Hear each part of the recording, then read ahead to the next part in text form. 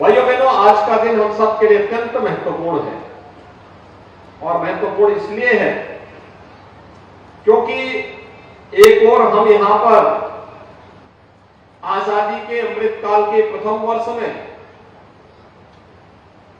थारू संग्रहालय, जो आपको अपने अतीत के साथ जोड़ करके इन कार्यक्रमों को विकास की एक नई आभा के साथ आगे बढ़ने के लिए प्रेरित कर रहा है, जहां इसका लोकार्पण कर रहे हैं, वही याद करिए कि जब हम आजादी के अमृत महोत्सव में प्रवेश किए थे तो आजादी के अमृत महोत्सव वर्ष में स्वतंत्र भारत में पहली बार एक जनजातीय नेत्री अपनी सादगी, अपनी सहजता, अपनी सरलता, अपने नेतृत्व की क्षमता के कारण देश की राष्ट्रपति बनी है। श्रीमती द्रौपदी मुर्मू जी देश की राष्ट्रपति बनी है।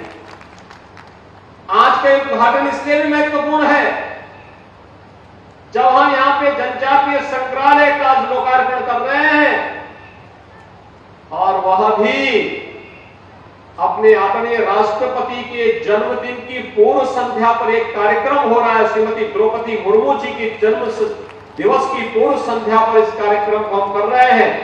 ये पूरे भारतवासियों का और जनजातीय समुदाय के सम्मान के गौरव का प्रतीक संग्रहालय बने, इस दृष्टि से आज मैं विशेष रूप से बलरामपुर जनपद में आया हूं। भाइयों बहनों, बलरामपुर जनपद के बारे में जो मैंने पहले भी कहा, अपने गौरवशाली विरासत का प्रतीक है बलरामपुर जनपद। यहां का जनजातीय समुदाय जो बहुतायत में थारू जनजाति से जुड़ा हुआ है, हमारा जनजातीय समाज तो वैसे भी, जो यहां पर हमारे पर्यटन और संस्कृति मंत्री कह रहे थे कि अपनी जड़ों से जुड़ा हुआ है, जंगलों की रक्षा करता है और जमीन के प्रति अनुराग भी रखता है। जड़ों से जुड़ने का मतलब अपनी विरासत को आगे बढ़ाने का कार्य करता है, विरासत पर गौरव की अनुभूति करता है। मुझे याद है आज से लगभग 15-16 वर्ष पहले मैं यहां पर आया था। महाराणा प्रताप की मूर्ति के लोकार्पण कार्यक्रम के साथ वो आयोजन हुआ था और मुझे याद है उस समय यहां के समुदाय के लोगों ने किस गौरव के साथ कहा था कि हम तो मेवाड़ के महाराणा की वंशज परंपरा के हैं, जिन्होंने विदेशी आक्रांताओं का छक्का छुड़ाने के लिए महाराणा प्रताप की सेना के साथ जुड़ करके कार्य किया था। ये गौरव की अनुभूति, यही विरासत का सम्मान है और यही विरासत का सम्मान हमें अपनी जड़ों के साथ जोड़ता है। जिसको अपनी विरासत पर गौरव की अनुभूति नहीं होती, वो अपने जड़ों को भी मजबूत नहीं कर सकता है और अपनी धरती माता की प्रतिनिधि माता भूमि पुत्रोहम पृथिव्या के इस भाव को भी कभी मजबूती प्रदान नहीं कर सकता है। जड़ों से जुड़ने का हमारे जनजातीय समुदाय का अपना अनुभव है, एक गौरवशाली उनका अतीत है। तो जंगलों की रक्षा का भी दायित्व उन्होंने अपने कंधों पर उठाया। याद करिए, अगर पूरी दुनिया ने जंगलों को बचाने के संकल्प के साथ अपने आप को जोड़ा होता तो ग्लोबल वार्मिंग की जो चैलेंज आज जीव सृष्टि के सामने आ रही है, कहीं पर टेम्परेचर इतना गर्म हो जा रहा है कि लोगों का जीना हराम हो जा रहा है, कहीं पर इतना ठंडा हो जाता है कि वहां पर जीव जंतु सबके अस्तित्व के सामने संकट खड़ा होता दिखाई देता है। कहीं इतनी बरसात पड़ जाती है कि तब भी जीवन पूरी तरह से अस्त व्यस्त हो जाता है। इन सभी समस्याओं का समाधान अगर है, इन जंगलों की सुरक्षा में है, इनके पर्यावरण के संरक्षण में है, इसकी सुरक्षा में है। और पर्यावरण का संरक्षण कैसे होना चाहिए, ये अगर जानना है तो हमारे जनजातीय समुदाय से जाकर के लोग सीखे। किस आत्मीयता के साथ उन्होंने इस कार्यक्रम को आगे बढ़ाया है और कैसे उन्होंने जंगलों की सुरक्षा के साथ अपने जीवन को लगा करके सैकड़ों हजारों वर्षों को उन्होंने गुजर बसर करके आज भी उसके साथ वही लगा, वही आत्मीयता उनके मन में है। और भाइयों बहनों, जमीन के प्रति उनका अनुराग भी किसी से छुपा हुआ नहीं है। ये भारतीय मनीषा की ही देन है। हम में से हर व्यक्ति इस बात को मानता है कि माता भूमि पुत्रोहम पृथिव्या, ये धरती हमारी माता है, हम सब इसके पुत्र हैं, ये हमारे संस्कार हैं। और इन संस्कारों के साथ जुड़ करके प्राचीन काल से ही हमारा यह जनजातीय समुदाय सदैव से जड़, जमीन और जंगल की रक्षा करके न केवल स्वयं के गौरव की अनुभूति करता, अतीत के गौरव की अनुभूति करता है, बल्कि पर्यावरण की रक्षा के साथ साथ धरती माता के संरक्षण का दायित्व भी अपने कंधों पे लेता आया है। और इसीलिए देश के यशस्वी प्रधानमंत्री आदरणीय श्री नरेंद्र मोदी जी ने जनजातीय समुदाय के प्रति सम्मान का भाव व्यक्त करने के लिए 15 नवंबर की तिथि को जनजातीय दिवस के रूप में रखा है। भगवान बिरसा मुंडा के जन्म दिवस को जनजातीय गौरव दिवस के रूप में मनाने का निर्णय किया है। और आज पूरे देश के अंदर जनजातीय गौरव दिवस के रूप में 15 नवंबर की तिथि को पूरा देश मनाता है। इस दिवस को मनाने के पीछे भी यही हेतु है कि जो गौरवशाली अतीत है, देश की महान स्वतंत्रता संग्राम सेनानी बनकर के विदेशी हुकूमत की चूलों को हिलाने का कार्य हो या विदेशी आक्रांताओं का मुंहतोड़ जवाब देने के लिए किया गया उनका संघर्ष हो, उसका स्मरण किया जा सके, इसकी अनुभूति कराता है 15 नवंबर को जनजातीय गौरव दिवस। भगवान बिरसा मुंडा ने भी तो अपना जीवन इसी के लिए समर्पित किया। थारू समुदाय के लोगों ने महाराणा प्रताप के सेना का हिस्सा बनकर के विदेशी हुकूमत को भारत की धरती से खदेड़ने के लिए और अंतिम दम तक लड़ने के, धरती माता की रक्षा करने, उन किसी भी प्रकार के आक्रांताओं को भारत की धरती पर बर्दाश्त नहीं करेंगे, इस संकल्प के साथ महाराणा की सेना के साथ चल करके लड़ करके भारत की सुरक्षा में, धर्म और संस्कृति की रक्षा में अपना योगदान दिया था। और आज यही कारण है भाइयों बहनों, जब हम भारत के अंदर प्रधानमंत्री मोदी जी के नेतृत्व में भारतीय जनता पार्टी सरकार के 9 वर्ष के यशस्वी कार्यकाल को देख रहे हैं, हमारे पास बहुत कुछ है कहने के लिए, बहुत कुछ है कहने के लिए। एक और वैश्विक मंच पर बढ़ रहा भारत का सम्मान। अभी परसों 21 जून को हम योग दिवस का आयोजन करेंगे, अंतर्राष्ट्रीय योग दिवस। दुनिया के लगभग 200 देश अंतर्राष्ट्रीय योग दिवस के साथ जुड़ेंगे। भारत की ऋषि परंपरा के प्रति कृतज्ञता ज्ञापित करेंगे। शरीर और मन से कैसे व्यक्ति स्वस्थ रह सकता है, इसकी आप एहसास भी करेंगे, योग के साथ जुड़कर के उसका एहसास भी करेंगे। भाइयों बहनों, एक तरफ विरासत को सम्मान देने का एक कार्यक्रम, प्रयागराज कुंभ को आपने देखा होगा, दुनिया के अमूर्त सांस्कृतिक धरोहर के रूप में कुंभ को मान्यता देना, ये भी प्रधानमंत्री जी के कारण हुआ। भारत की सांस्कृतिक और आध्यात्मिक धरोहर को वैश्विक मान्यता मिल रही है, विश्व में भारत का सम्मान बढ़ रहा है। आपने देखा होगा आज ही प्रधानमंत्री जी अपने 6 दिवसीय दौरे पर दुनिया के तमाम देशों में गए हैं। मिस्र और अमेरिका की उनकी यात्रा एक बार फिर से यादगार करने वाली है। वैसे ही जैसे 19 मई से लेकर के 24 मई के बीच 6 दिवसीय उस यात्रा के दौरान आपने देखा होगा कि प्रधानमंत्री जी दुनिया के जिन भी देशों में गए, पापुआ न्यू गिनी हो, जापान हो, ऑस्ट्रेलिया हो, इन सभी देशों में प्रधानमंत्री जी को जो सम्मान मिला वो अभिभूत करने वाला है, प्रत्येक भारतीय के गौरव को बढ़ाने वाला है। आज वैश्विक मंच पर आप देखते होंगे जहां कहीं भी संकट खड़ा होता है, दुनिया संकट मोचक के रूप में प्रधानमंत्री मोदी जी की ओर देखती है, भारत की ओर देखता है, आशा भरी निगाहों से भारत की ओर देखता है। या वैश्विक मंच पर भारत का बढ़ता हुआ सम्मान है, तो सुरक्षा का बेहतर वातावरण भारत के अंदर बनना।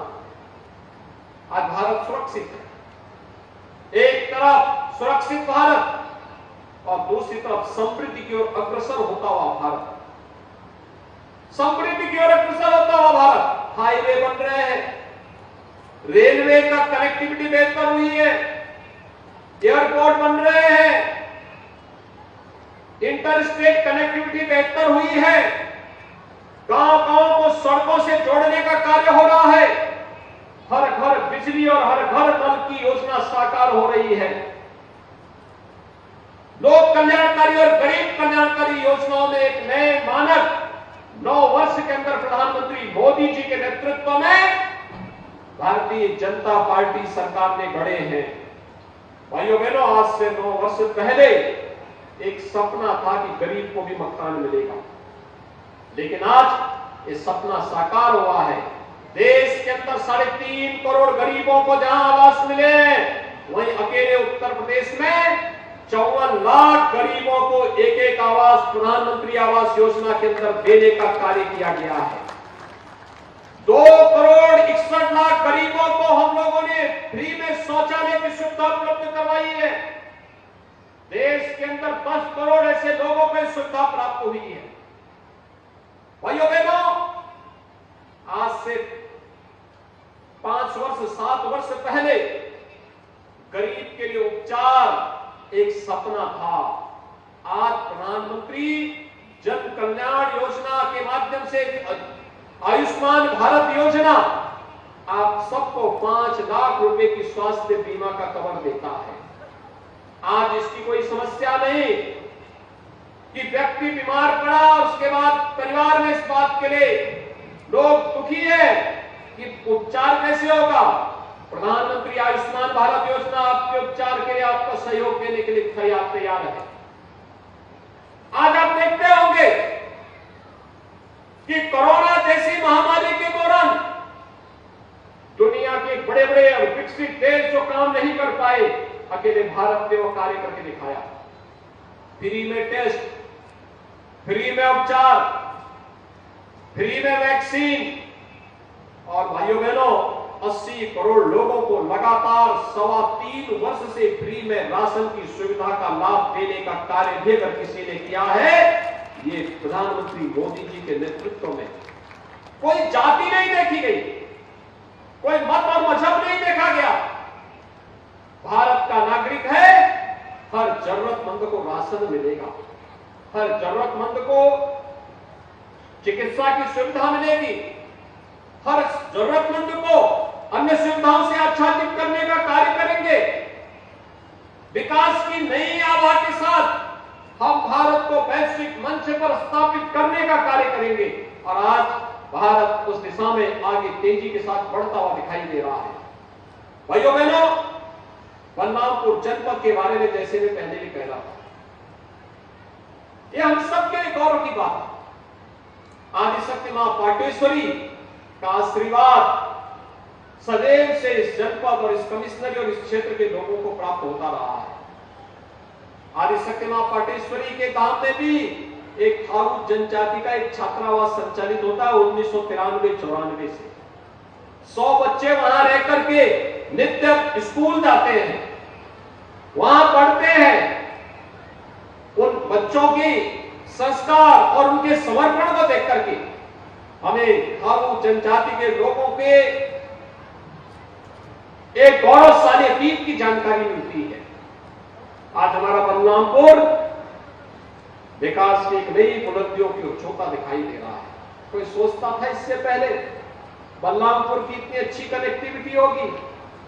आज तो बलरामपुर में एक मेडिकल कॉलेज का निर्माण भी होने जा रहा है समय अटल बिहारी वाजपेयी जी के नाम पर।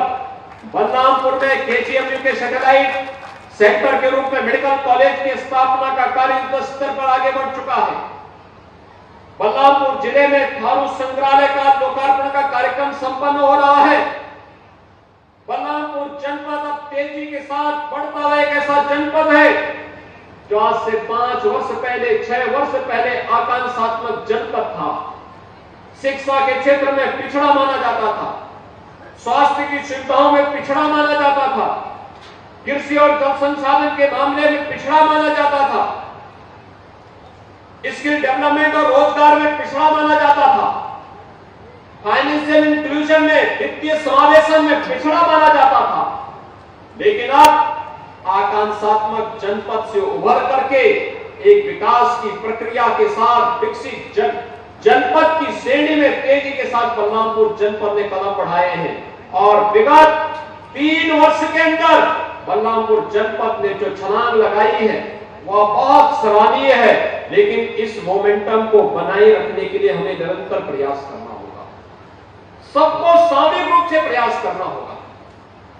बलरामपुर जनपद आज सामने आगे बढ़ चुका है, सड़क की कनेक्टिविटी अच्छी हुई है, रेल की कनेक्टिविटी और अच्छी करने के प्रयास हो रहे हैं। बलरामपुर के बगल में ही श्रावस्ती में एयरपोर्ट का निर्माण हो रहा है और यही नहीं, उच्च शिक्षा के लिए अब आदिशक्ति मां पाटेश्वरी के नाम पर एक विश्वविद्यालय के निर्माण का कार्यक्रम भी इस कमिश्नरी के लिए स्वीकृत किया जा चुका है। यानी ये चीजें दिखाती हैं कि विकास की प्रक्रिया किस तेजी के साथ आगे बढ़ी है। और आज जब मैं यहां पर आया हूं, हमने तय किया है, थारू जनजाति हो, गौड़ जनजाति हो, हमारा मंत्री तो गौड़ी जनजाति से, थारू जनजाति हो, गौड़ जनजाति हो, बुक्सा हो, चेरो हो या फिर सहरिया हो, ये सभी को हम 100% सेचुरेशन की तरफ लेके जाएंगे। यानी 100% सेचुरेशन का मतलब जिन परिवारों के पास जमीन नहीं होगी उनको जमीन के पट्टे उपलब्ध करवाने के कार्य होंगे। वनाधिकार कानून के अंतर्गत इस प्रकार के संशोधन किए जा चुके हैं। अभी मैं परसों सोनभद्र में था और हम लोगों ने वहां पर 11,000 ऐसे परिवार थे जिनके पास अपने पट्टे नहीं थे जमीन के। उन 11,000 परिवारों को पट्टा देने की स्वीकृति वहां पर दी है। और यहां पर भी 5 गांव ऐसे थे जो बनटांगिया गांव थे, जंगल उन्होंने लगाए लेकिन उनको कभी आजादी के बाद सम्मान और अधिकार नहीं मिल पाया। आज उन्हें राज्य सरकार ने अनुमति दे दी, राजस्व गांव की गांव के रूप में मान्यता दी। आज उनको सब कुछ अपने पास है और हमने तय किया है कि वनवासी हो, चाहे यहाँ पर थारू जनजाति हो या बनटांगिया हो, उन्हें पट्टा देने के साथ साथ सबके पास, जिनके पास अपना आवास नहीं, सरकार उनका पक्का आवास बनाने का कार्य भी करेगी। एक आवास उन सबको उपलब्ध करवाने का कार्य भी करेगी। राशन कार्ड उनको उपलब्ध करवाएगी, घर में शौचालय की सुविधा उपलब्ध करवाने का कार्य भी करेगी। निराश्रित महिलाओं को निराश्रित महिला पेंशन, जो निराश्रित बुजुर्ग हैं उनको वृद्धावस्था पेंशन, दिव्यांग जनों को दिव्यांग पेंशन उपलब्ध करवाने का कार्य सरकार भी करेगी। और हर जरूरतमंद को जो गरीबी रेखा के नीचे जीवन यापन कर रहा है उन्हें आयुष्मान भारत की 5 लाख रुपए की स्वास्थ्य बीमा का कवर देने का काम भी सरकार करेगी। गरीब बच्चों के लिए आश्रम पद्धति विद्यालय, जो बच्चे स्कूल नहीं जा पाते, आज भी दूर दराज के क्षेत्रों में रह करके स्कूल से वंचित है, उन बच्चों के लिए आश्रम पद्धति विद्यालय के माध्यम से फ्री एजुकेशन के साथ साथ uniform free, bag books free, जूते मोजे भी उनको उपलब्ध करवाए जाते हैं और साथ साथ स्कॉलरशिप की सुविधा भी दी जाती है जिससे वे अच्छी पढ़ाई कर सके, आधुनिक पढ़ाई कर सके, आगे बढ़ सके। और उन्हें आगे बढ़ाने के लिए अनेक अन्य कार्यक्रम चल रहे हैं।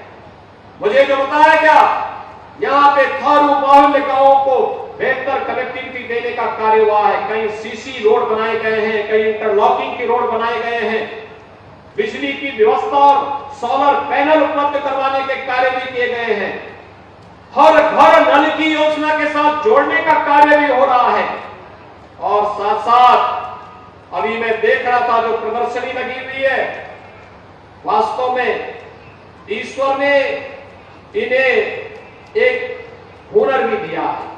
इनकी हाथ की सफाई, कितनी अच्छे ढंग से कलाकृतियों को बनाने का कार्य सभी लोग करते हैं और इसको एक मंच भी मिलना चाहिए। इसीलिए आज यहां पर प्रभारी मंत्री के साथ पर्यटन मंत्री भी आए हैं, समाज कल्याण और जनजाति कल्याण के मंत्री भी आए हैं।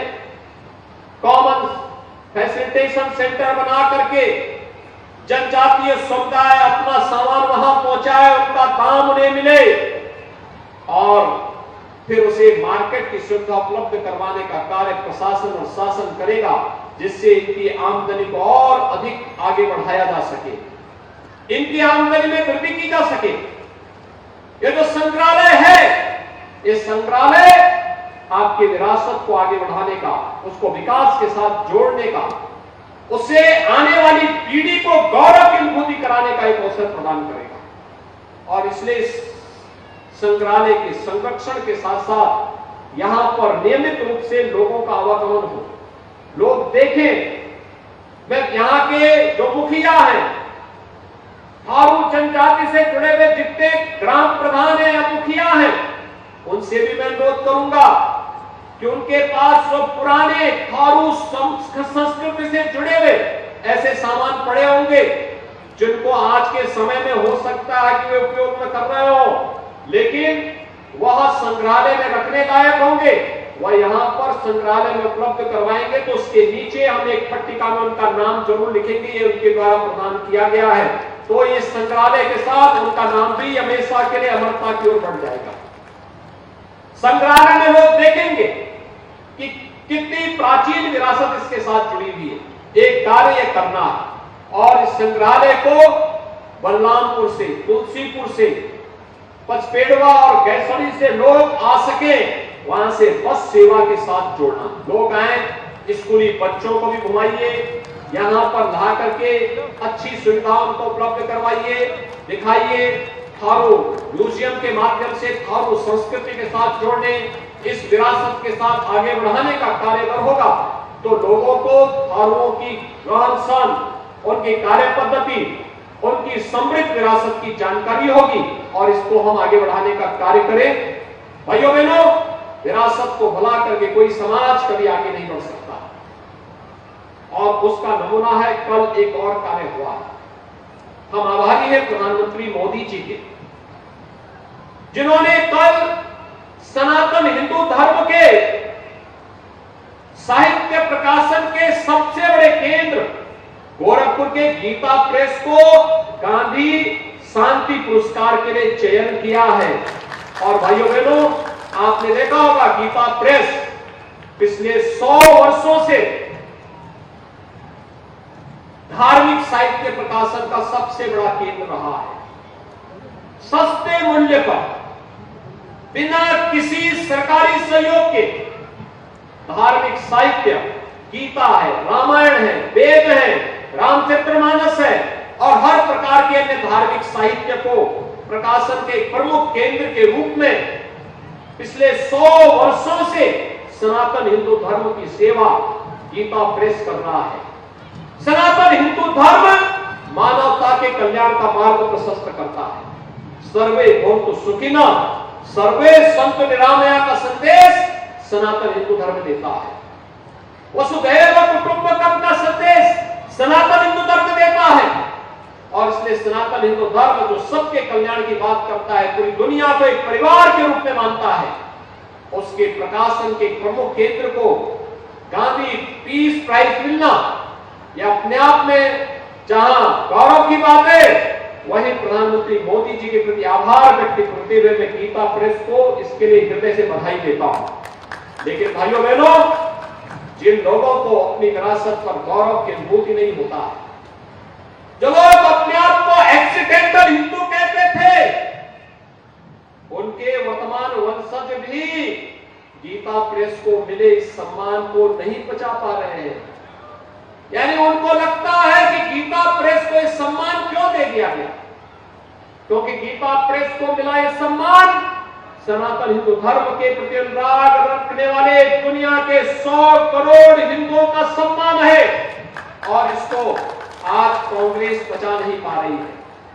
कल कांग्रेस के प्रवक्ता के बयान को मैं देख रहा था और मुझे बड़ी निराशा हो रही थी कि जो कांग्रेस अपने आप को देश के सबसे पुराने दल के रूप में स्थापित करने की बात करती है, उस कांग्रेस के लोग भारत की विरासत के प्रति इतना गंदा रवैया रखते हो, इससे बड़ी निर्लज्जता की बात दूसरी नहीं हो सकती है। और इसीलिए आज के इस अवसर पर मैं आप सबका आह्वान करूंगा कि हमें अपने गौरवशाली विरासत पर सदैव गर्व करना चाहिए, उसके संरक्षण के लिए कार्य करना चाहिए। कल का कार्यक्रम जो कल संपन्न हुआ है, आदरणीय प्रधानमंत्री जी के नेतृत्व की जोड़ी ने गीता प्रेस को गांधी शांति पुरस्कार के लिए चयन किया है। ये विरासत की उसी परंपरा का सम्मान है और आज उसी का अनुसरण करते हुए यहाँ पर थारू संग्रहालय का उद्घाटन भी इसी गौरवशाली परंपरा के प्रति सम्मान व्यक्त करने का एक अवसर है। इस अवसर पर एक बार फिर से सभी जनजातीय समुदाय से जुड़े हुए आप सभी भाइयों बहनों को मैं बधाई देता हूं। बलरामपुर वासियों को इस नए उपलब्धि के लिए बधाई देता हूं। यहाँ के जनप्रतिनिधियों के द्वारा जो प्रयास किया गया है उसके लिए उन्हें धन्यवाद देता हूं और विश्वास व्यक्त करता हूं कि हम सब मिलकर के भारत की समृद्धि, भारत की सुरक्षा और भारत के स्वाभिमान के लिए निरंतर कार्य करते रहेंगे। एक बार फिर से थारू जनजाति से जुड़े हुए आप सभी उपस्थित भाइयों और बहनों को इस बात के लिए आश्वस्त करता हूं कि डबल इंजन की भाजपा की सरकार सदैव आपके साथ में है, आपके हितों को संरक्षण देने के लिए प्रतिबद्ध है, आपको हर प्रकार की सुरक्षा और समृद्धि के मार्ग पर अग्रसर करने के लिए पूरी प्रतिबद्धता के साथ कार्य करेगी।